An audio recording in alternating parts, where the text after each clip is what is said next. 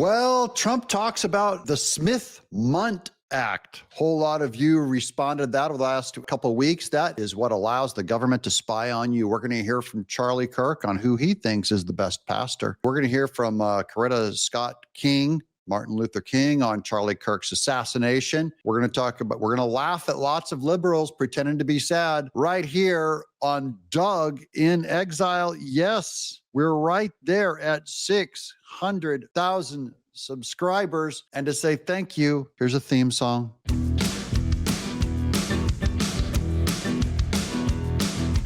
Doug, he's the man, he's from America, no, not Japan. Doug, use his hands, he's bringing joy to everyone across this land. It's the Doug Show, Doug Show, Doug Show. It's the Doug Show, Doug Show, Doug Show.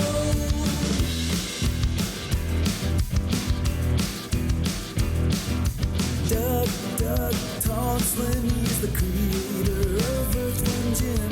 Doug made me swim inside an ocean till I barked in the bin. It's the Doug Show, Doug Show, Doug Show. It's the Doug Show, Doug Show, Doug Show. It's the Doug Show, Doug Show, Doug Show. It's the Doug Show, Doug Show.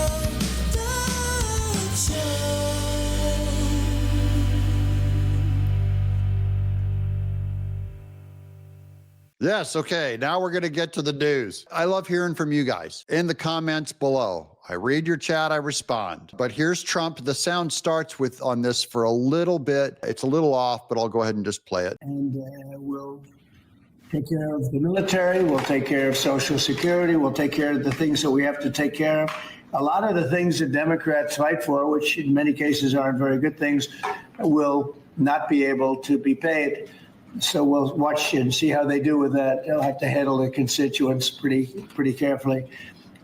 So we're proud to announce that we won the House.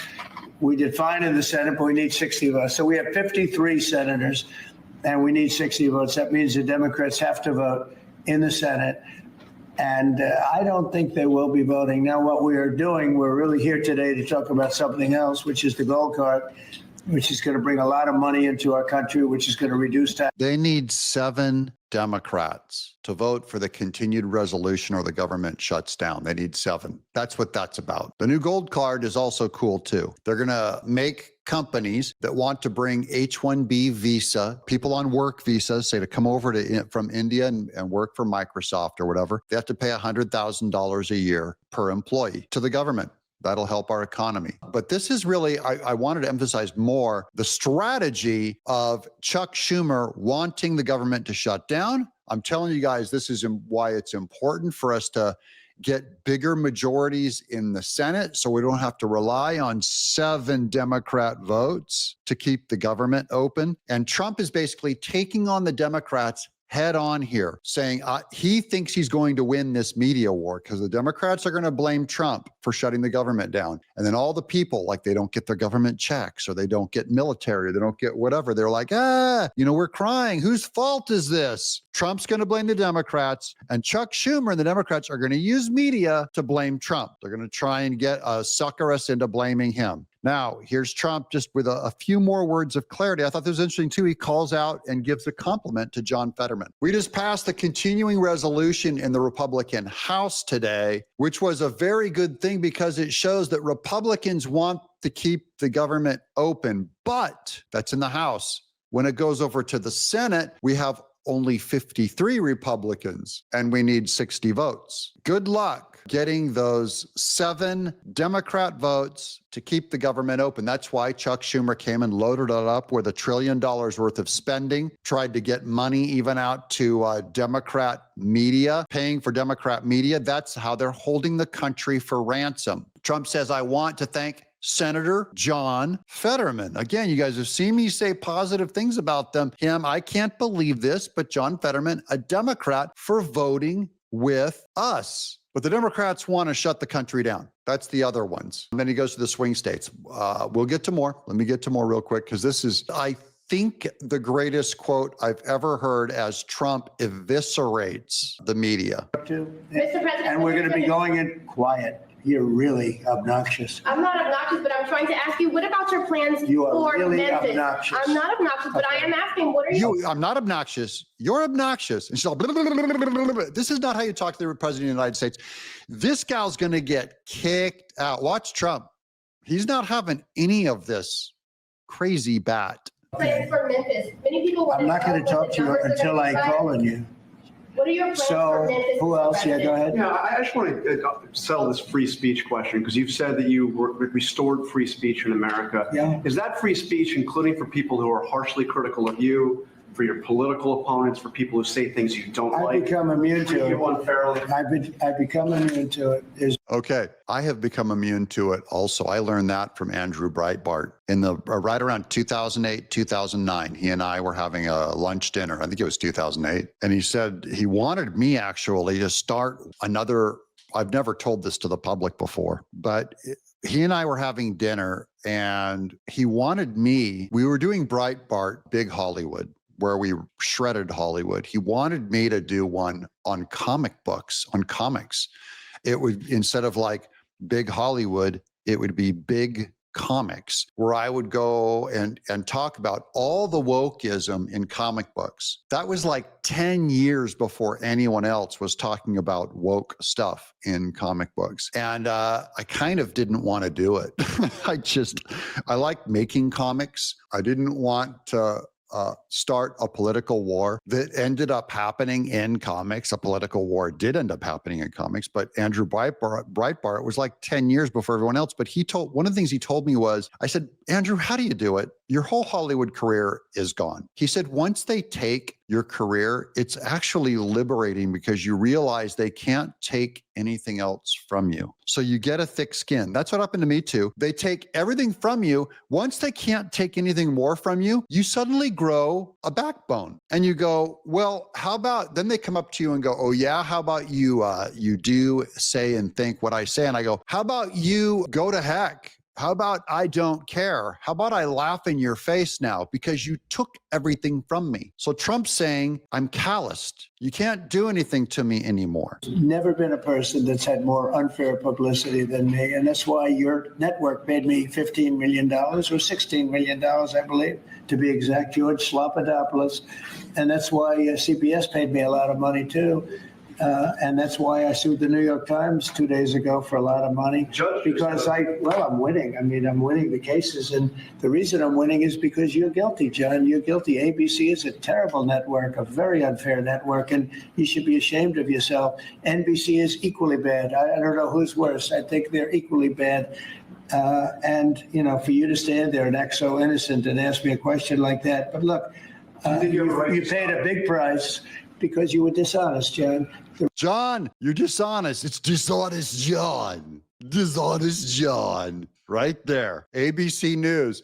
Because you're dishonest, right to his face. You're a terrible person. You do your job terrible. Your whole network, ABC, is a giant fraud. That's why they're paying him money, because Trump keeps winning. And it's time to call him out. Don't play nice. You're dishonest. You're part of the problem. You're a liar, and you lied to the American people. And you tried getting President Trump shot, and you were happy that Charlie Kirk got shot. Now everyone in hindsight goes, oh, we're so sorry. We're so sorry. We're for free speech now. No more tears. I don't want to hear you guys cry about Jimmy Kimmel. You are the last person who cares about free speech. So you're the last person who can come at us and say, you're trying to cancel Jimmy Kimmel after they canceled literally every member of their audience that disagreed with him. And the reason I won that lawsuit was because you were dishonest. You were proven to be dishonest. And so you can't sit back and just say, oh, well, what do you think? You know, like you're some wonderful person. You're not a wonderful person. Frankly, you're a terrible reporter. You know it, and so do I. You're a terrible reporter. You know it. And so do I. See, John, only one person is telling the truth in this room right now, and that's Trump. He's actually telling the truth about you, too. You know it, and so do we. But John can't tell the truth in that room. So he'll never admit it. but Trump just called him out. Okay. Mr. President, can you talk about why the Charlie Kirk side? Here's what we're going to Question over, John. Career over. He ended his career in 5 seconds. Now, here's that Smith-Munt Act. We've been talking about the Smith-Munt Act, that redhead gal. It is going to be restored, which prevents the government from lying to its citizen, which Barack Obama allowed and encouraged because he's a Democrat. a landslide times two. When you have that level of popularity or voter support, as I did in the last election, and yet 97 and 94%, different numbers. You see different numbers with different stats, but 97, 94, 95, 96% of the people are against me in the sense of the newscasts are against me. The stories are they said 97% bad. So they gave me 97. They'll take a great story and they'll make it bad.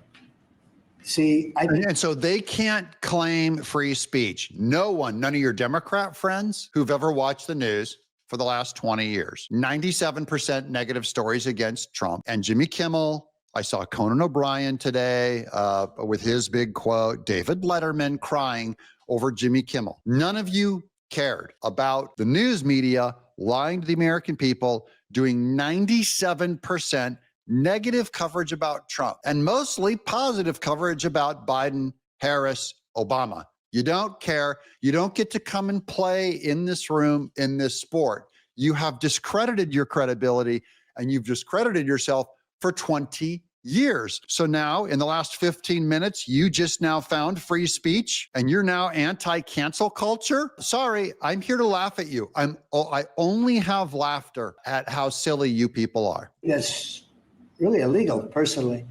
You can't have a free airwaves. You're getting free airwaves from the United States government, and you can't have that and say, and somebody that just won an election, and I had to go through this during the election. I think it's a miracle that I can win when 97% of the stories on the networks are bad, or whatever it may be, whether it's 89, it doesn't matter. It's a tremendous number. You know it, you report it all the time, and it changes.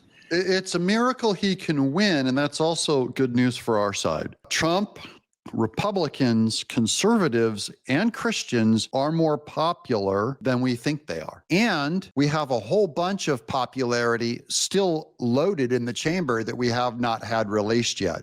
Because right now you have a bunch of Democrats going out and watching Charlie Kirk videos. That is, they're getting informed because their liberal media has lied to them for 20 years. So they're going out and they're informing themselves. Democrats are black Democrats, gay Democrats, feminist Democrats are going out and watching Charlie Kirk videos for themselves. They're informing themselves and they're going, we were lied to. I'm with the Charlie Kirk guy. I like Jesus. I like America. I think the trans thing is insanity. I think women should get married, have kids, and get baptized.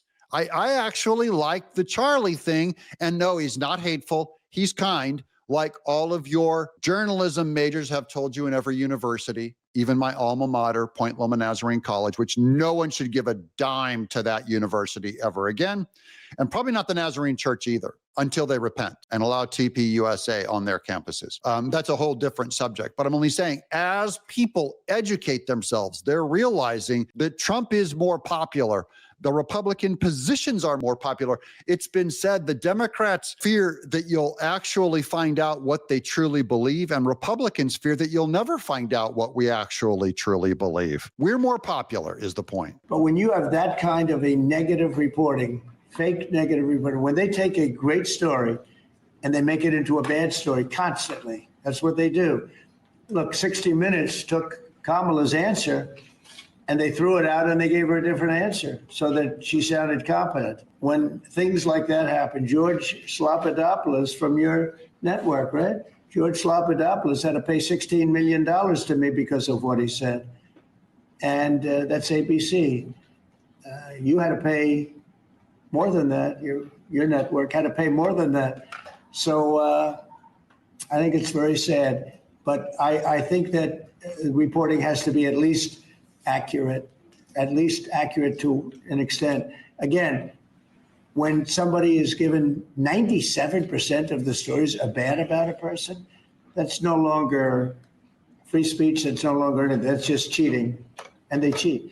And they become really members of the Democrat National Committee. That's what they are, the networks, in my opinion. They're just offshoots of the Democrat National Committee. They're just another political party. That's why he's so mean and ruthless to the media. And I approve. But watch this. Oh, it's definitely coming. President Trump hints that the Smith-Mundt Act will be restored to its previous glory. He says it was a miracle he won with 97% of the stories being published as negative. It's time to destroy what Obama did and go back to 1948. See, it was Obama that was against the speech and was for the government lying to the people. Here's a tweet up here I want to show you. Look up here in the corner, then we'll hear from Elon Musk on this subject. Obama repealed the Smith-Mundt Act of 1948, making government propaganda legal against its citizens. Here's Elon Musk. We're coming for you. We are coming for your lies. The people, it's not like the crazy guy that firebombs a Tesla dealership. It's the people pushing the propaganda that caused that guy to do it. Those are the real villains here. And we're going to go after them. And the president's made it clear, we're going to go after them. The ones providing the money, the ones pushing the lies and propaganda. ABC News. We're going after them. We're going after them. Look at that face after they firebombed Tesla dealerships. And remember, just no one cared. None of the liberals cared. They're radical. They're violent. Here's Benny Johnson. I love this one.